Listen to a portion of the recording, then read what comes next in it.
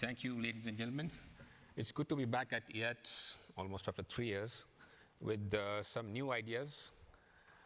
Past 3 years or little before that, I've been working on the foundation of learning, getting back to basics, which I thought was very important.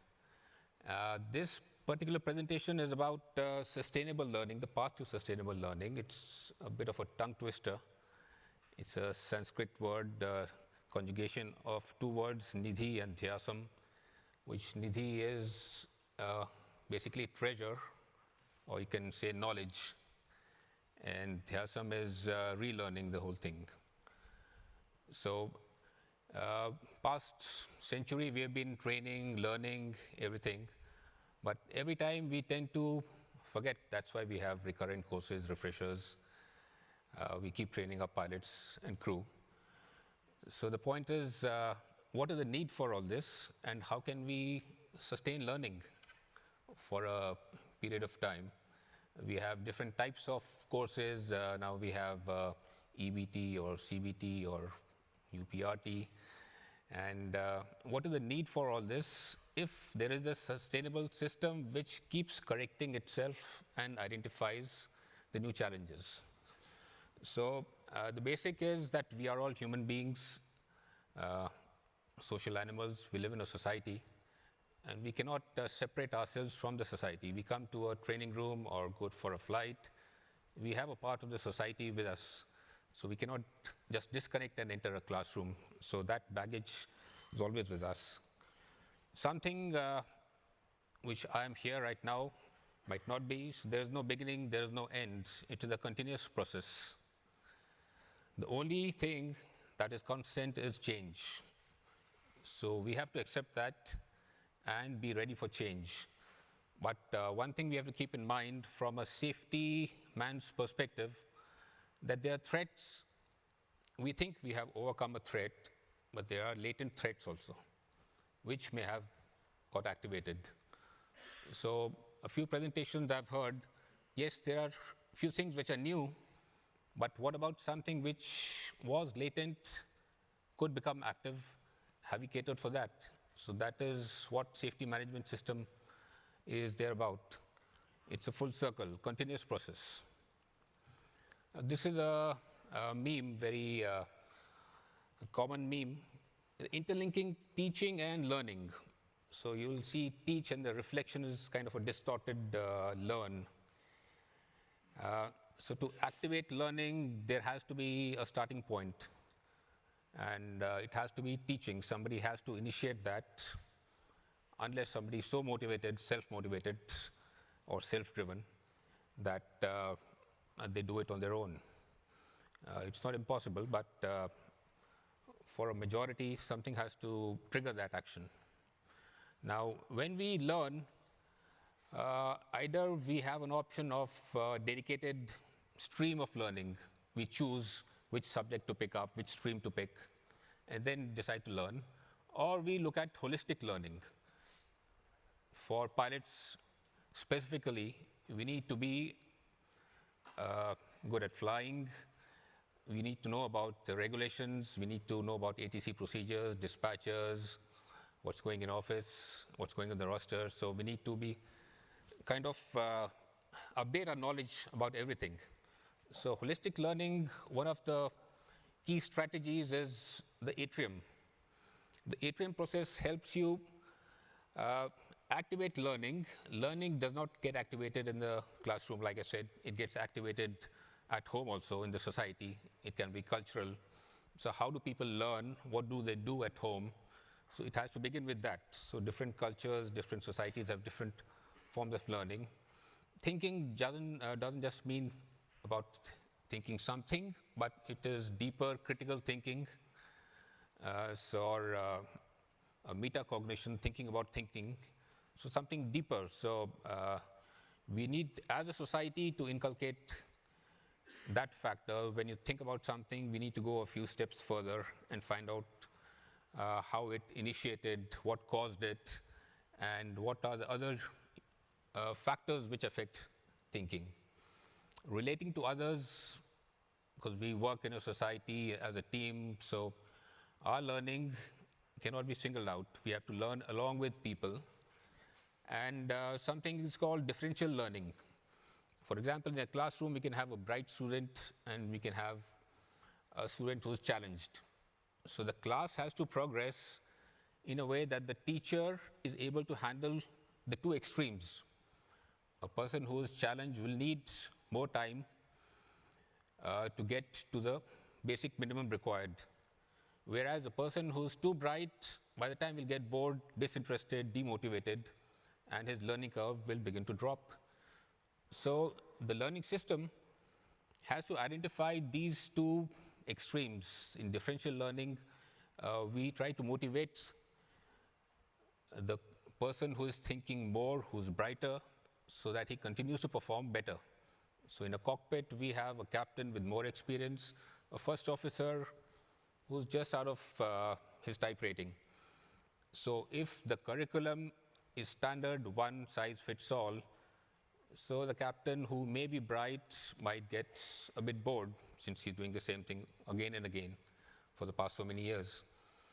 On the other hand, it could also be possible a student is very bright, he's eager to learn. So he's not satisfied with what is there because he's already studied it, he knows what it is, he wants to do something more. So there has to be a means of identifying the motivation cause.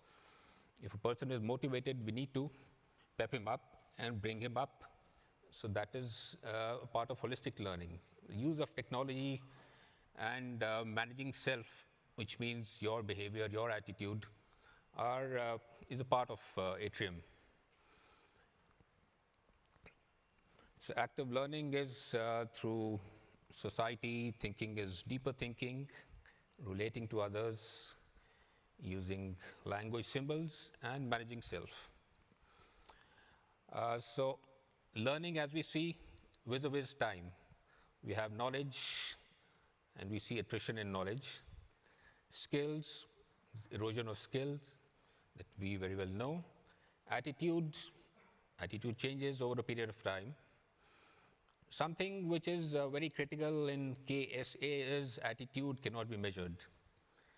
It is measured indirectly. We measure the behavior, observable behavior, and try to get to the attitude, which is the wrong way. So it is the wrong way street that we are entering.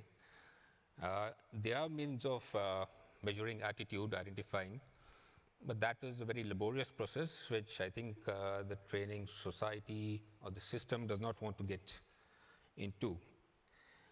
So what is recorded in the data is the behavior. The behavior is what is there at the moment. It could be triggered due to anything else. That doesn't mean the attitude is different. So the data which is being fed into the system is not so accurate, if I may say so. Last thing is motivation. Over a period of time, the motivation goes low unless you can identify. So anytime you go for training, anybody in any industry, the company or the organization thinks that we train this person, he'll come back, and our revenues will go up, productivity will go up. But what the individual is thinking is, I'm going for training, what is in it for me? What am I gaining from this training? If the organization is not able to identify that, then he just goes there, sits there, time passes, he comes back. And of course, in our industry, there is no measure of the revenue. So return of investments is not measured. Every time 6 months we go for a simulator, the company invests a few $100, $1,000. But what is the change which was observed? Is it a positive change? That is not being measured. So return of investment is not measured, and the motivation is low. So motivation can be both intrinsic and extrinsic. So what we do while playing games is intrinsic. So nobody tells us to play a game, we are driven to play the game. But extrinsic is something else from outside, like money or gifts. That works for a certain period, then it erodes. Sustainable, as I said, sustainable is not just keeping the levels, but also the challenge to identify. So there's a need to develop a strategy to retain and sustain. So, for example, if we have EBT or competency-based training, the system should be able to identify in the next 10 years or 20 years what would the challenges be. If the system identifies, then how does it automatically update? Like instructional design, somebody has to develop a procedure so that we don't have to come up with a new nomenclature every time, oh, I've come up with a new training methodology. So everybody starts evaluating. It takes about 5 years to evaluate, then half the people shift or not. So there's a wide variety or range, too much of a range in the training methodologies. Sustainable is performance, can be said as ability, resource, and motivation. So the most important fact here is motivation. You can have average ability, average resources, but if you're highly motivated, your performance is high. So these are not exactly interchangeable, but if you're highly motivated, no resources, then again it becomes zero. So there has to be some level of ability, which is the assessment, what we do, and some basic resources, but the motivation is the basic part. We've seen in industries, you see the armed forces, that is the motivation. They may not have the arms, but they keep motivating the soldier. That is the key factor. Now, once we have learned about learning, how to learn, this is a new, or rather a different concept called structure of observed learning outcomes, SOLO. Another way of assessing. The good part in SOLO is that the trainer can assess a trainee's level. The trainee can in turn assess the trainer's level. Because we have the Bloom's taxonomy, but that does not allow this kind of flexibility. So if you see the beginning, it's pre-structural. It is blank. The trainee doesn't know anything. He's clueless. Then he acquires something unistructural. At least he knows the SOP. He can do it well. Then multi-structural. For example, he knows he can do a precision approach, non-precision approach, RNAV, visual, 4 different ways. And further he goes to relational. Now he can relate. So if my visibility is so and so, I can do this approach. If not this approach, which is the best kind of approach? So he can evaluate all 4. And the last one is extended abstract, which is he knows what is going on and he can suggest changes based on his conceptual knowledge. So if there is an abnormal, or if there's an emergency, he should be able to think out of the box with his knowledge, or he can deviate from an SOP because he has conceptual knowledge. So that is the last part, the extended abstract. So a trainer can assess. So right now we have limited styles of assessment, but that does not give us a full picture of what's happening in a few words. So if a trainee is assessed as, say, multi-structural, so automatically he gives a message that yes, he is proficient. So by the way, there is a difference between competent and proficient as per Dreyfus, which the industry uses interchangeably, which is incorrect. There are 5 levels. So competence is the basic minimum, wherein the level of crowdedness is reduced. He knows what to do. Further is proficient, wherein he understands the environment. And if there's a change in environment, he can handle. So if I'm doing an approach, suddenly there's a change in environment, winds change, visibility change, or something else, a human factor changes, I can still cope because I understand what's going on and how to process information, come up with a new solution. This is something new which you wouldn't have heard where the Nidhidyasan comes from. This is an age-old system of education in India, which goes about 1500 BC. This is a 3-step education process, which starts with the first one is Shravan, which is listening attentively without interruption, which basically means that you don't carry your biases or baggage. You just listen to a person. What does he have to say? Rather than in your mind, there would be conflict. If I'm listening to somebody presenting, automatically my mind starts playing up with negative or positive thoughts. I'm in agreement or disagreement. So I'm judgmental from the beginning. So here it is Shravan, which means just listen to a person. Manan means memorizing, that you have listened to a person now without manipulation or distortion of emotions. Just remember it. And the third and the last which comes is a continuous process of questioning, challenging, relearning, rejecting, or reaffirming everything which you have learned. In the Japanese culture also, they have shirohu. So you acquire knowledge, you break it up, then you assemble it as per your understanding. So that is again a different concept of education. So for sustainability, firstly, you have to have conceptual knowledge. Secondly, somebody has to give you a sort of rating that yes, you have learnt it. And thirdly, then you start going through one system and try to see what others do, like we all do. What is ABUS procedure, what is Boeing procedure, and then start challenging, why can't we do this? So that keeps the trainer and the training system also on the toes, and the person is thinking and he's motivated at all times. So the principle, the first two stages have fixed duration like any other learning or education. But the third is a continuous process. This prevents old habitual thought patterns from reasserting themselves and obscuring your existing knowledge with consciousness. So basically, you don't get stuck with one fixed idea. Either you challenge the system or challenge yourself, your thinking. Why am I doing this?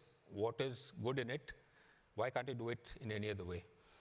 So you're kind of self-motivating yourself. So motivation, as it has been studied, is probably the most important factor to improving learning. How do we know the learner is motivated? They ask questions. Let's see if you're all motivated after the end. Volunteer answers and appear to be happy and eager. So this is what has been written. So the basic is motivation, motivation, and motivation. So we can go back from motivation or move forward if we accept motivation is the key. So to summarize, knowledge, skill, and attitude change over a period of time. The current methodology does not sufficiently address sustainability of learning. Motivation is a key to sustenance and needs to be a part of competency. Like you have knowledge, skill, and attitude, it needs to be knowledge, skill, attitude, and motivation. Motivation need not be graded, but of course it needs to be measured. There are means of measuring motivation. At all times, the company or the airline needs to know if your person or the pilot is motivated enough. It can be measured every 6 months whenever you do a simulator or a classroom. There has to be some means of identifying so that you can address what is in it for me the next time, or the system needs to address. And not just learners, but trainers must also be motivated to perform. So it is not just for the trainees, the trainers who are the most important in the triangle, trainer, trainee, and content, need to be motivated so that they can make it a success. Thank you very much.